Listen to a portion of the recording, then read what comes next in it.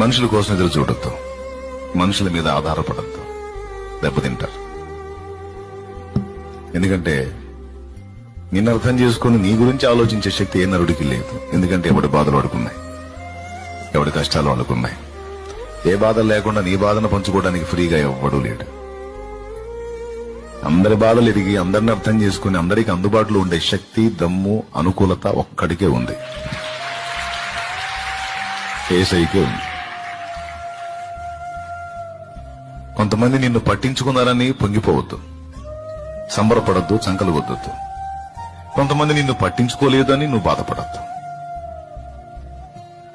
నువ్వు వేడుకోవాల్సింది, ఎదురు చూడాల్సింది, తన వేసుకోవాల్సింది, ఆశపడాల్సింది ఆ ఒక్కడి కోసమే, నా ప్రభు అయిన యేసుక్రీస్తు కోసం, నజరేయుడైన యేసు కోసం.